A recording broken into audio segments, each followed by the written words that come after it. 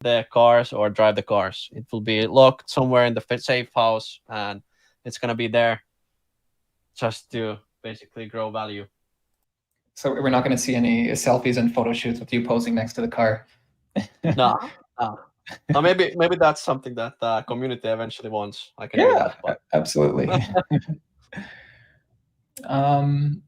And a question from Dripperman from the community. They asked, will the staking begin at the end of September as well? Yes. Well, Nas can go through the staking model. Yeah. Nas, you still here? Here. Sorry, guys, for the delay. So the staking will be live as soon as we launch our decentralized player. We have a bit of a weird strategy when it comes to our TGE and token launch, as we are partnering with exchanges, and since we will push, I would say, our locks in our platform. We have a special staking model that we implemented, where people can actually lock their tokens for a certain time period, and they will get rewards and ACQ based on an APY that is variable, and it's basically profit shares that we inject.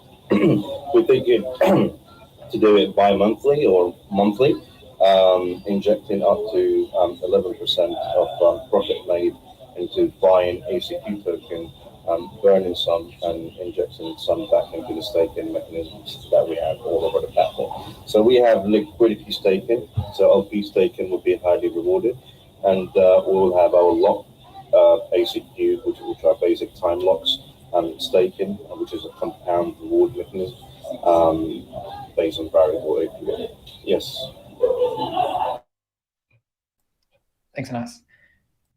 And I guess since we're on the topic of the staking and then the tokens, Vladislav asked a question. It might be a bit difficult to answer as the token has not yet launched, but it's a common question. Any speculation as to the tier requirements in US dollars? It's a common question.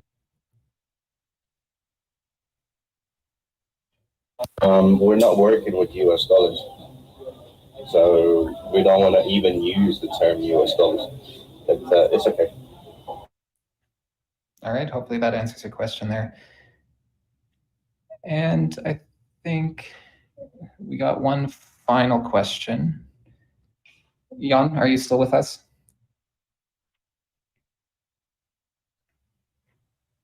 I'm still here. Sorry, I was muted. By the way, on the tiers, the highest tier is tier 5, and you have to have 42,000 ACQ tokens. Great. The tier 4 is 10,000. Yeah, the 10,000 tier will be a very good option, but 42,000 tier will give you like exclusive perks all around the platform. All right, this will be our final question from the community. It centers around the use of NFTs on our platform. Nas mentioned NFTs getting minted as you join a particular pool. Will these be on-chain or centralized? And are they a representation of the stake or a badge to show off? I think I answered the questions by text, but yeah, I'll say again, I mean, the NFTs are just standard ERC 1155 NFTs that you could sell in secondary markets. So they're always on chain, and there is no centralized and decentralized NFTs. Basically, I mean, NFTs are non-fungible tokens that live on the layer 1. Great. Yeah, so hopefully you have a nice rock and roll music behind you. Yeah, you do. Hey, yes. Thank you. It's in the workplace where I am. What's that, sorry? No, I'm asking the community, is there any voice questions here, or just overall conversation? You guys can, by the way, instead of typing, you can directly raise your hands and you can join in the chat or join the talk.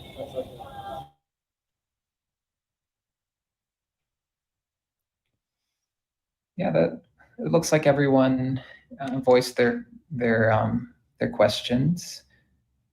I'll ask again if anyone wants to say anything, question, comment. We'd love to chat with you guys.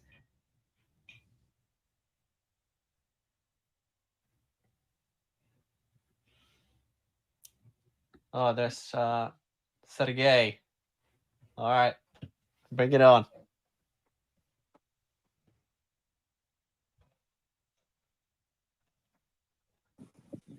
Hey,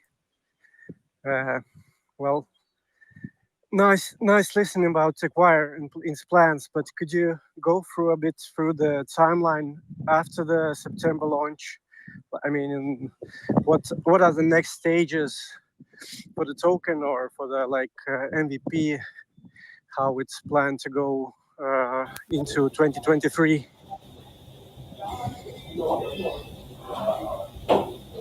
Yeah, sure. As you want to go first, and then me. Yeah, sure. I mean, we have plans for expansion after MVP for sure. I mean, the idea to launch the MVP is just, I mean, most of the MVP tools will have minimal use cases, I'd say, and we'll be expanding on them. On top of that, like I said, we're planning to add branches that are trustless to the ecosystem of ACQ to make it as a utility first. So we will be building and adding different decentralized protocols as part of our ecosystem to expand on token growth, which is essential. And then also we're looking to have, I mean, I don't know if you checked our roadmap. We have our roadmap. It says a fully decentralized escrow platform. That's right after the MVP.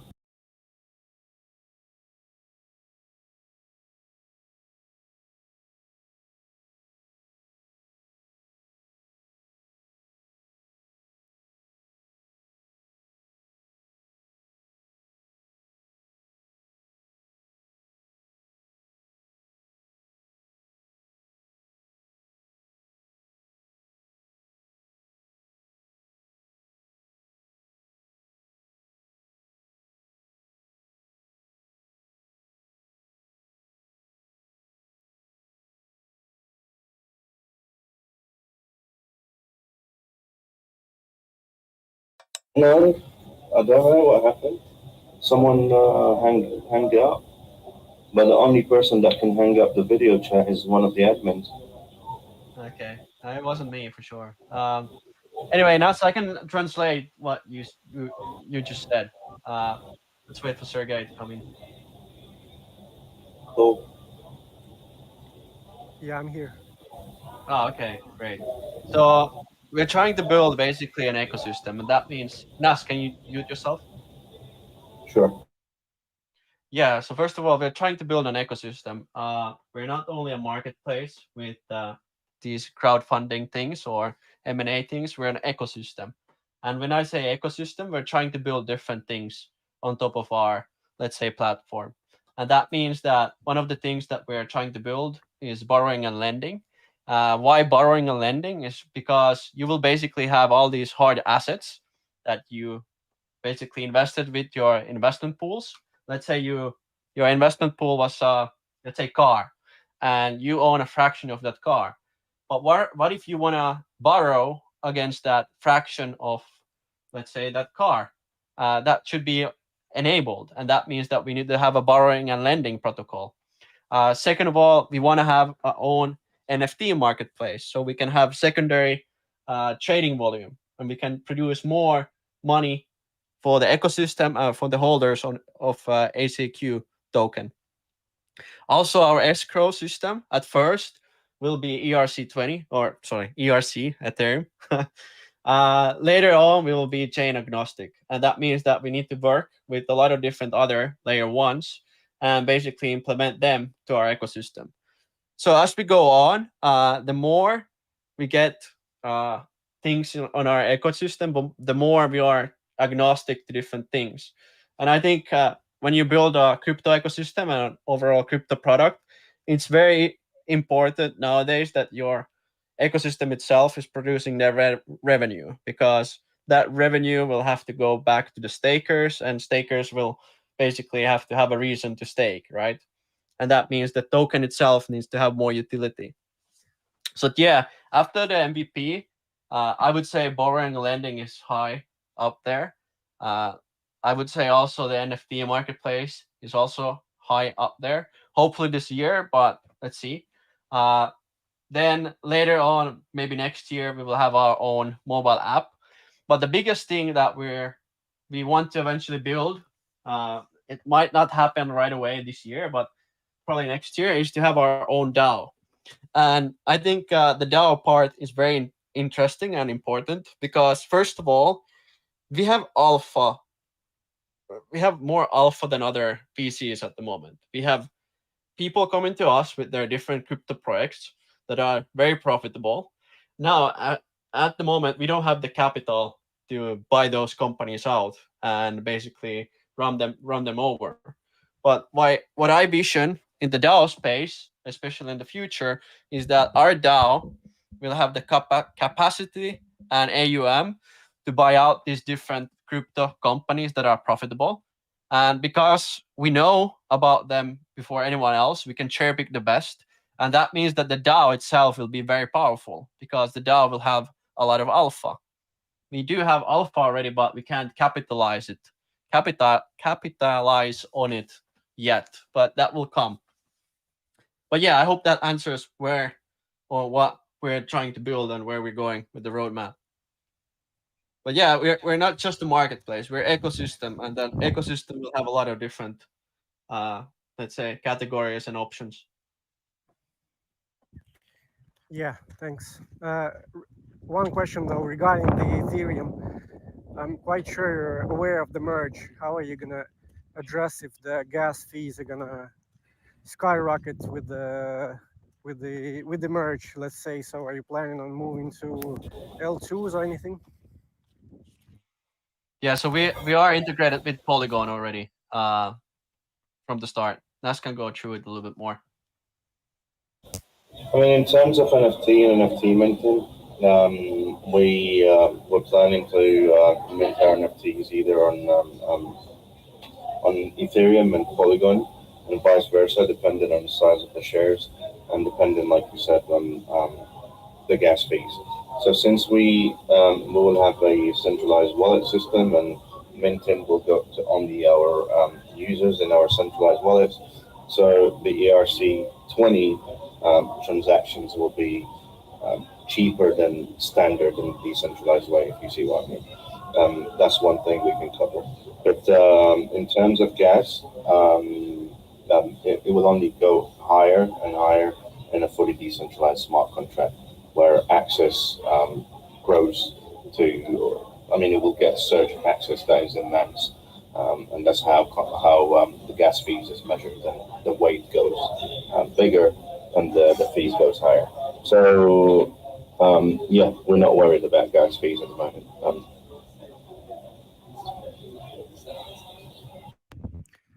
All right, thanks. You're welcome. All right. Looks like everyone got their questions in. I don't see anything unless I'm missing something. Hello Do there. you see any? Hello. Can I ask something, or do you want Yeah, it for sure. in writing on the? Yeah. Okay. Hello, everybody. I just wanted to ask about the timetable you have.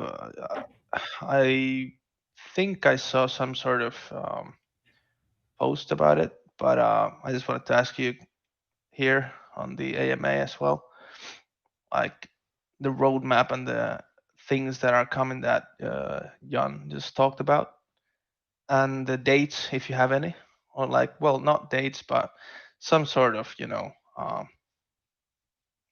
like weeks or months or something, just to have some information already about where we're going and stuff. Thank you. regarding launch or?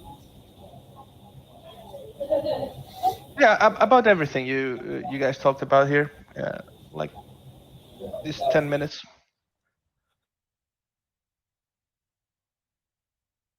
Do you want to go through it, Jan, or do you want me to answer it? No, I can go first. I think the NFT marketplace will be the fastest that will go live after the MVP, and that will be on Q4.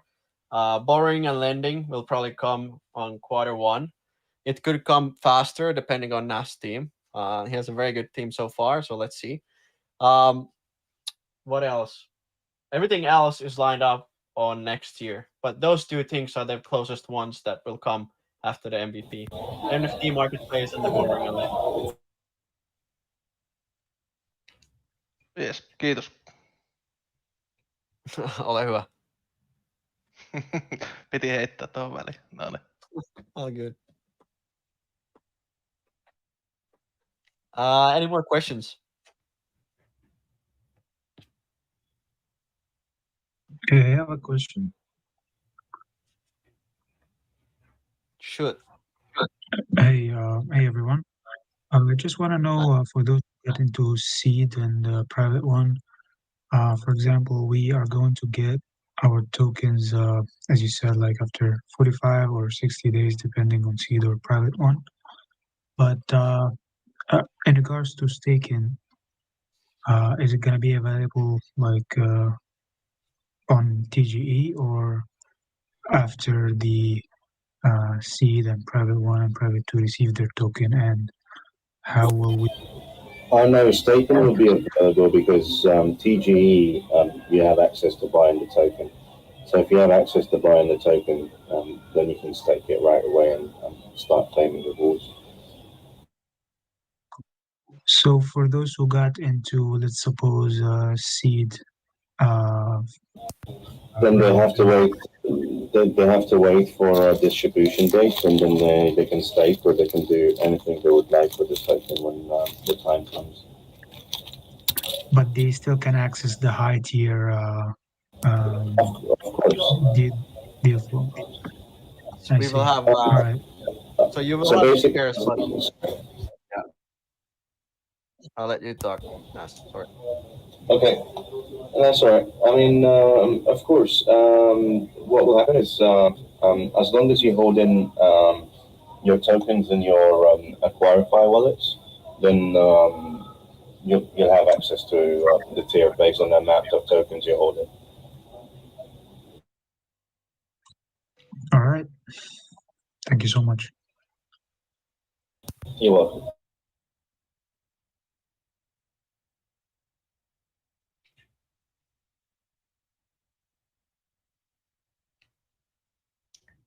All right. I'm not seeing anything else, unless you do, Jan.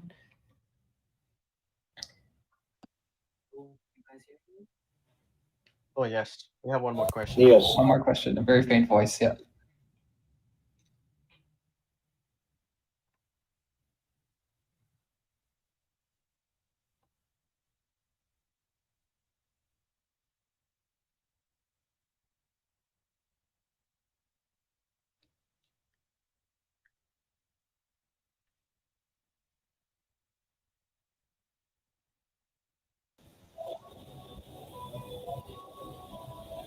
I don't think you should be worrying about gas fees in the first place at all.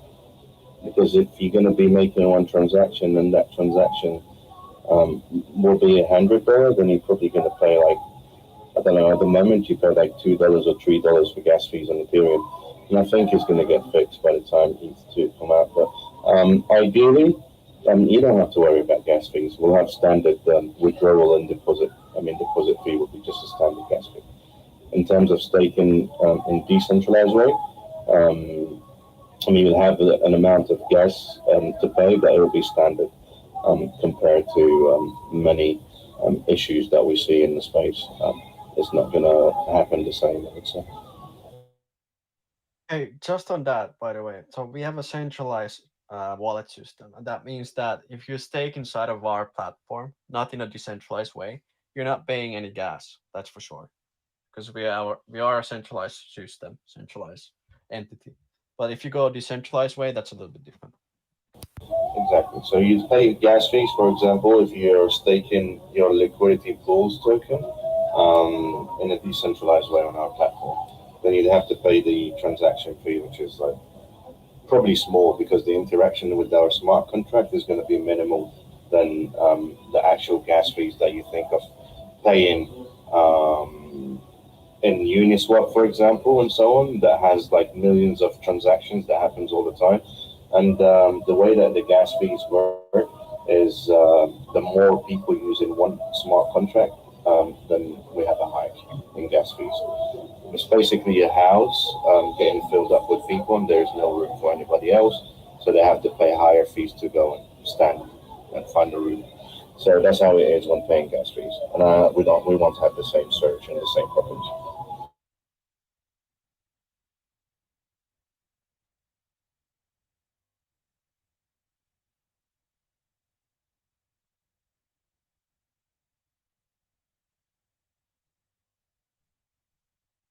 Oh no! Maybe, Oh no! We centralized work system. just like an sorry, you go ahead. Yeah.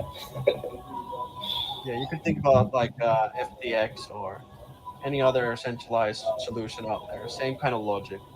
I Just don't like know an if you guys. exchange. Yeah, I don't know if you guys want to have a browser version at some point. That's a great idea, but yeah, open.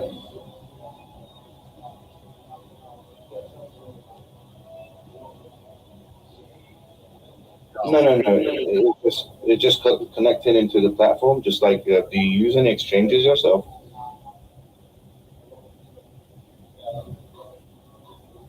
Yeah, just like an exchange. For example, like you're using Binance or Bitum, or when you lock in stake inside, you don't pay any gas fees. You only pay the withdrawal fees from the platform, which is standard fee that you get anywhere else.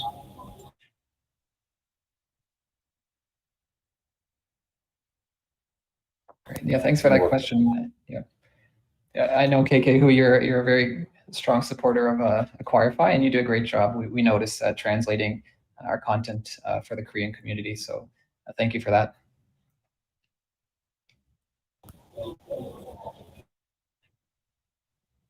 Beautiful. Yeah. We need more people like. For sure.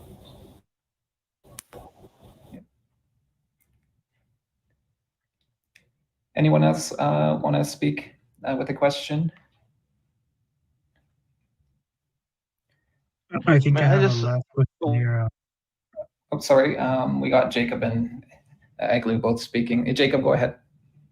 Yeah, I'm sorry to interrupt. Just a last question, just from my understanding. Like we all understand that price of the token like goes up when people, like a lot of people buy. What would encourage the investor to buy? Do you think is because of the staking and the passive income that they will get, or from them wanting to get into the deal flow that Acquire.Fi provide? Like, what would encourage the investor to buy more and more from your perspective, from your team perspective? Do you want to go first here? No, I'll go after you if you want to. Or I can go. I can go first. No worries. Go ahead. Can you mute yourself? Nice. Thank you. Yeah, I think first of all, I think it's the investment pools, because there's going to be some lucrative deals, and to get access to those lucrative deals, it's going to be basically how much you stake. So that's first of all. Second of all is the launchpad model that we have. So I think some of the launchpads are making really good their token model. One of them was DAO Maker. So we put some of their incentives to our token. Second of all is the let's say profit sharing, and that's going to come from the M&A side and overall about the fees. So like I said before here, we're building an ecosystem. The more layers and different parts we can build on top of our ecosystem, the more profits and revenue we can basically do, and the more we can basically share with the token holders. So I think it's two things. It's first of all the investment pools, which is basically the same as with any crowdfunding platform or these launch pads, and second of all is the profit sharing part. Yeah, I can go on more. So what we did as well with the platform, we gamified the way that people invest and should invest based on tiers. So tiers, or each tier, have the right to invest given to them. Let's say we call them unlocks, basically. So those unlocks are spread based on the tiers. So the first tier with 100 tokens will get 2 unlocks, either bi-weekly or monthly, meaning that the lowest tier, which is 100 tokens, are allowed to go into 2 investments unless they want to utilize ACQ tokens to get more unlocks, to invest more. And then the second tier will have 5. I think the third tier will have 8, and the fourth will have 13 and 21. It's all based on Fibonacci numbers. The idea that we did this is to encourage holders of our tokens to push themselves and to be in higher tiers, to get more allocations all around the platform, and to get the perks given on a tier that is higher up. So yeah, based on what we have, we will incentivize more on a token and grow it more. We have a buyback and burn mechanism for the token, meaning that the profit share, whatever we get, either fees or from the platform, either fees or what we make as profit from the M&A and the pools, 10%, 11% of them will go back into buying ACQ token. I think we burn in 1 to 4% on a yearly basis. That will reduce the total supply and will grow the token even more. But overall, we have plenty of ways to incentivize. All right. Thank you so much, guys, for explaining it. You guys are doing great. Thank you so much. Thanks, Jacob. And thanks for your support. Did we have another question? Algo, did you want to speak? Yeah, I just wanted to, not really a question, but I just wanted to say that there's something different in what you're doing, and thank you for that. I see that as like your roadmap and what you're trying to achieve here in DeFi is something a little bit unusual, which I like, which means it's a project I want to invest for a long time, to hold and maybe, you know, get something out of it in the years to come. So yeah, it's nice to have something new coming into DeFi. So yeah, good luck, and I'll be here. Thank you, Elgo. Yeah, thank you. Yeah, I can speak on behalf of the team. Thank you. The community, yeah, the community is the lifeblood of this project, and it means a lot to hear comments like that. So thank you. Yeah, I know, because as we've talked, you know, you and me, I'm in a DeFi project team as well, and you know, if there's no backing of your community behind that, there's no project after all. So you have to do things well with the morale, and always with the truth ahead. So you'll get followers, you'll get investors if you do the things right. So I hope you will, and I'll be here for sure for the ride. Thank you. Yes, I second that sentiment. Yeah, Jan, if we're approaching 1 hour here, did you want to put any last words or before we wrap things up? No, I think LB had a good point, and also Philip, like this project itself is nothing without the community. We need you guys to basically tell us like what you guys want in the investment pools and what we can fractionalize and invest together. Because eventually what we want is to have an ecosystem and also a community that is very talkative, that is very open, and that is basically guiding us where we have to go, right? Because I think there's a lot of opportunities here and a lot of things that, Elgo, you said it right, no one else is building. So yeah, would add anyone, if you guys have any friends or anyone, just reach them out, put them in the community, and yeah, let's keep the community very good. I think the open chat there is very live every day, and I personally try to share as much crypto news as possible. If there's something that I miss or I don't maybe I answer you guys DMs right away, I'm probably having VC calls or some other calls. So anyone that wants to reach out, happy to talk. Don't feel ashamed. Or if there's any questions that you guys have, just send them over. Yeah, exactly. And you got myself, you got Diamond, and then we can always direct your questions to our team members, Brad, Harrison, Nas, Jan, Anna. Apologies if I'm missing someone else, but we're all here for the community.